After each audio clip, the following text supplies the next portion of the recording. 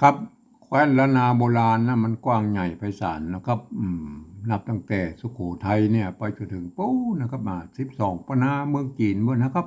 มีหลายเผ่าพันธุ์นะครับ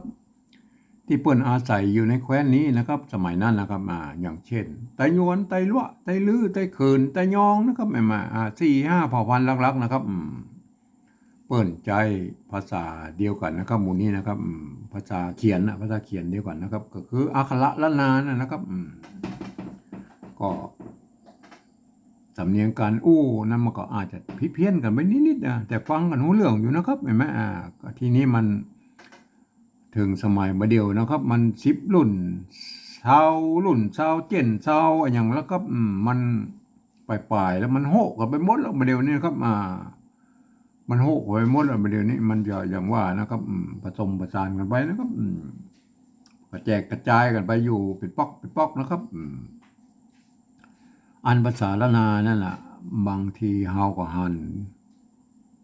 ป้อนเขียนมันก็ส่วนใหญ่แล้วก็จะเหมือนกันนะครับบางกรรมเนี่ยมันจะเขียนแตกต่างกันไปบางตัวนะครับเฮาก็จะไปทึกทักเปิ้นว่าเตี่ยว่าอันเปิ้นผิดเปิ้นถูกนะครับเฮามาวิเคราะห์ตามหลักภาษาละนาเลยนะครับหรือนะครับถ้ามีที่เพิ่นเขียนไว้ในเอกสารสำคัญใบลานปับษาในโบราณนะก็เฮาก็อนุโลมนะครับอนุโลมคือเพิ่นเขียนได้นะครับเนาะก็เพิ่นมันมีที่อ้างอิงเนาะครับครับวันนี้มันจะถึงคำว่าไก่กานะครับไก่กานะครับอันภาษาไทยเพิ่นว่าใครคลานะใครคลาใครไก่กาไก่นะครับไก่กานะครับไก่กาเอามาสะกดเขียนเลยนะครับไก่นะครับไก่นะครับไก่เสียงสามัญนะครับเสียงสามัญไก่มันจะต้องใช้ตัวกะนะครับไก่เสียงสามัญจะต้องใช้ตัวกะนะครับกะคือตัวนี้นะครับอันเนี้ยเนี่ยปนเอาคอควายมาเทียบเป็นตัวกะนี่นะครับไก่นะอันนี้อ่านว่าไก่แล้วนะครับไก่นะครับไก่กานะครับไก่นะครับตัวกะนะครับกาได้เลยไก่กาแต่ท่านจะอาจจะเขียนเป็นไม่กาวงก็ได้นะครับจนปะอยู่นะครับในโบราณเพื่อจะใช้ไม่กาน้อยก็มีไม่กาวงมันเป็นภาษาชาวบ้านเนี่ยแต่บาลีเพื่อจะใช้ไม่กาวงนะครับบาลีเพื่อจะใช้ไม่กาวงแต่เป็นภาษาเขียนชาวบ้านเนี่ยไม่กาน้อยก็มีนะที่ปะเขาเขียนแล้วมาตั้งผ่านมานะครับมีไม่กาวงก็มีนะครับเขาใจไม่กาวงหน่อยนะครับคือมันงามนะครับวงไก่กาเห็นไหมอ่านว่าไก่กานะครับอ่านได้แล้วนะไก่กาแต่เฮาไปปะบางที่นะพวกก็เขียนว่าอย่างอี้นะครับเปิ้นเอาละมากำนะครับเปิ้นเอาละมากำอย่างนี้เห็นไหมอันนี้ก็อ่านละเปิ้นมาอ่านนะครับเปิ้นอ่านว่าไก่นะครับไก่ไก่กาเอาละมากำแถมละมากำแถมละมากำแถมก็ไม่กานะฮะอ่านว่าอันตัวละนี่เปิ้นมาอ่านนะเปิ้นเอามากำมือมันงามเฉยๆนะครับอ่านว่าไก่กาเต้าตั้งหน้านะครับเต้าตั้งหน้านะไก่กาเห็นไหมเห็นไหมบางที่เปิ้นก็อัน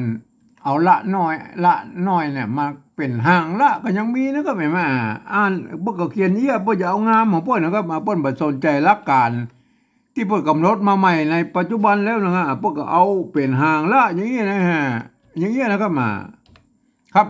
อันนี้ก็อ่านว่าไก่กาใช่ไหมอันเนี้ยมันบัดเดียวนี่เปิ้นเอากำหนดว่าห่างละนี่นะครับรุ่นบัดเดียวเนี่ยปัจจุบันเนี่ยเปิ้นกำหนดห่างละเนี่ยไว้ฮื้อว่าอันเปิ้นเอาไว้ใช้เป็นตัวสะกดนะครับอันตัวละเนี่ยเป็นตัวตัวกั้มนะครับเห็นไหมเปิ้นก็อย่ากำหนดในปัจจุบันเนี่ยนะแต่โบราณเปิ้นบ่ถือครับเปิ้นบ่ถือจะละน้อยหรือห่างละนี่เปิ้นก็เอามามันก็บ่อ่านออกเสียงบ่ได้เพราะเราเขียนประกบเอางามบ่ได้นะก็อ่านว่าไก่กานะครับอันห่างละอย่างอีกก็อ่านว่าไก่กาใช่ไหมมันก็ไม่ใช่ใครคลานะไม่ใช่นะครับอันนั้นมันไทยนะใครคลานะครับครับภาษาละนาก็เขียนได้อย่างนี้นะครับได้อยู่2แบบ3แบบอย่างนี้นะครับก็มันมีหลักฐานในโบราณพวกก็เขียนได้นะครับอย่างนี้นะครับแม่ก็ท่านก็เอาไปพิจารณากันนะครับมันยากนะครับมันยากนะครับแต่มันจะยากตอนที่ว่าเฮา เอาไปขยายความเมื่อคนอื่นได้ฮู้ได้หันตัวนี่ก็มันยากตอนนี้นะครับเพราะว่าภาษาละนาของเราเป็นภาษาที่มันตายไปแล้วนะครับคนฮู้น้อยนะครับบ่มีไผศึกษามือไว้อนุรักษ์กันไว้นะครับเพราะฉะนั้นเราจะต้องใจภาษาอื่นๆนะครับมาบรรยายนะครับก็เอามาเขียนนะก็คือปริวัตินั่นแหละครับผมเองนะครับได้ใจหลักการปริวัติของภาษาละนาเนี่ยของภาษาของสภาวัฒนธรรมมหาวิทยาลัยเชียงใหม่นะครับเปิ่นบอกตกลงกันไว้ว่านะตาปลายปี28นะครับเปิ่นตกลงกันไว้ว่านะครับการที่จะเอาภาษาไทยเนี่ยมาเขียนเป็นภาษาละนาเนี่ยก็กระทำได้อยู่3แบบนะครับ3ระดับนะครับแม่แบบที่1นะเพิ่นเอาไว้เขียนลักษิลาจารึกนะครับบันทึกในลักษิลาจารึกเอกสารสำคัญในโบราณนะครับเพื่อจะเอามาทุกไม้ทุกอักษรทุกเครื่องหมายนะอันนี้เราไม่ยุ่งแล้วนะครับเราเอาแค่แบบ2ก็พอนะครับแบบ2นั่นน่ะหลักการมันมีอยู่ว่านะครับเปิ้นบอกเอาภาษาไทยนะครับอักษรไทยเนี่ยมาปรับเทียบเพื่อเป็นอักขระละนาตะบนนี่นะครับแล้วก็ประกอบกรรมขึ้นมากับแบบภาษาไทยนะครับผสมผสานกันไปนะครับบางทีไม้นะหรือสระมันมาตรงมาตัดกันบ่เหมือนกันนะครับก็สามารถบูรณะกำชับได้นะครับคือหน้าตามันออกแบบไทยๆนะครับแต่เวลาอ่านนั่นน่ะท่านจะต้องเป็นคนที่เรียนรู้ภาษาละนามาอ่านนะครับคนทั่วไปบ่สามารถเข้ามาอ่านได้นะครับมันจะผิดเพี้ยนสำเนียงนะครับอย่างเช่นอันนี้เราตัวนี้เห็นไหมอันนี้เราหันว่าเป็นสระไอนะครับเห็นไหมท่านต้องนึกว่าไอ้ตัวนี้มันเป็นไม้ไก่นะครับเห็นไหมไม้ไก่เห็นไหมมันอย่างนี้มันถ้าคนทั่วไปก็ไม่สามารถได้นะคนทั่วไปนั่นก็จะต้องไปอ่านในแบบที่3ปุ๊บนะครับก็เดี๋ยวเขาก็อู้คำนะเอาแบบที่2ก่อนนะครับเทียบไปเลยนะครับเอาไม้สไลด์เนี่ยมาเทียบเป็นไม้ไก่เนี่ยแม่ตัวกะนี่เนี่ยเอาตัวคอควายมาเทียบนะแม่มันตัวกะตัวกอเนี่ยตัวกอในภาษาไทยมันมีตัวเดียวนะกอไก่นะเฮาตัวกะของเฮามันมี2ตัวนะครับตัวกะกับตัวกะเห็นไหมเฮาก็จะไปเอาตัวไหนมาเทียบแล้วก็ยืมคอควายนะครับมาเทียบเป็นตัวกะนี่เห็นไหมแต่ท่านต้องอ่านว่าไก่นะก็ไม่ใช่ไข่นะแม่มันอย่างเงี้ยนะอันนี้คนทั่วไปแบบสามารถเข้ามาอ่านได้นะตัวก้านะแม่ตัวก้าตัวก้าไม่กานะก็สระเห็นไหมอันนี้ต้องอ่านว่าไก่กานะคนทั่วไปมาอ่านว่าไข่คามันมาได้แล้วก็มาได้นะมาได้คนทั่วไปบอกอ่านได้นะอ่านแบบที่3พูดนะว่าอันตัวที่2แล้วครับตัวที่2นี่เปิ้นเอาตัวละมากั้มเห็นไหมไก่กาไม่ไก่ตัวกะก็ตัวคอควายตัวละมันมีละกั้มเห็นไหมอันตัวกะนะครับ ตัวละนะครับเห็นไหมไม่กานะเห็นไหมอันนี้ก็ต้องอ่านแบบภาษาละนาครับอ่านไม่ไก่ตัวกะตัวละเห็นไหม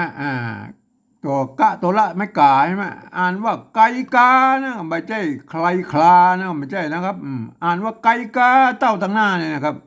ตัวละนี่เปิ้นมาอ่านมาออกเสียงนะครับในภาษาละนานะครับเปิ้นอ่านว่าไก่กานะครับไก่กานะครับอันแบบที่2มันก็แบบที่แบบตัวที่3หางละอันนี้มันก็อันเดียวกันนะครับอันเดียวครับตัวหน้านะครับตัวหน้ามันจะเป็นหางเหลือละน้อยมันก็อันเดียวกันนะครับไก่กานะครับครับเห็นไหมไก่กาไก่กาไก่กานะครับอันแบบตัวที่3แล้วก็แบบปริวัติแบบที่3แล้วครับการปริวัติแบบที่3นั้นเปิ้นบอกว่าฟังเสียงภาษาละนาตั้งบนพูดนะครับเปิ้นว่ามาจะได้นะครับ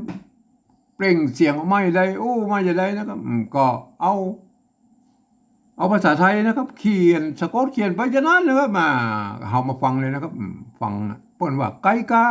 อันนี้ก็ไก่กาอันนี้ก็ไก่กานะครับเฮาเอาภาษาไทยเขียนเลยนะครับเฮาบ่ต้องไปพอเห็นก็ได้ตั้งบนมาแล้วเอาภาษาไทยเขียนเลยไก่กาไก่อันนี้อ่านไก่ยังไก่เห็นไหมไก่กากอไก่นะครับเอากอไก่เขียน ได้อะไรไหมไก่กาไก่กานะอันตัวที่สองเหรออันตัวที่สองก็ไก่กาไก่กา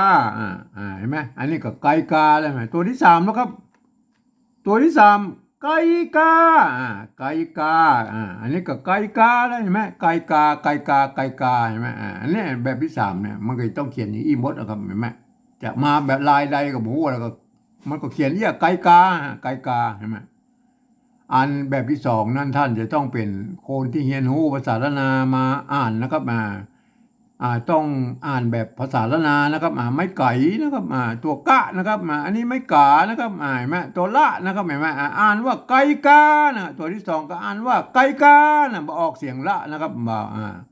ตัวที่สามก็เหมือนกันอ่านว่าไก่กาเห็นไหมบ้านออกเสียงละนะลอลิงเนี่ยเห็นไหมเห็นไหม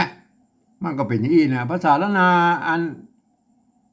เขาเงาพวกก็เขียนหันเขียนกันอยู่สามแบบนี้นะครับเห็นไหมอันแบบใดก็มีนะครับในภาษาในข้าวเดิมๆข้าวหงหินข้าวสี่บทอย่างพวกนี้เพิ่นเขียนกันนี้นะครับก็เฮาก็ต้องเอาไปอืมยอมรับนะครับเฮาก็เอาไปพิสูจน์กันนะครับเอาไปศึกษากันนะครับเห็นไหมก็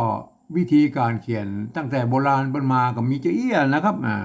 ครับวันนี้ผมก็ขอบรรยายเพียงแค่นี้นะครับ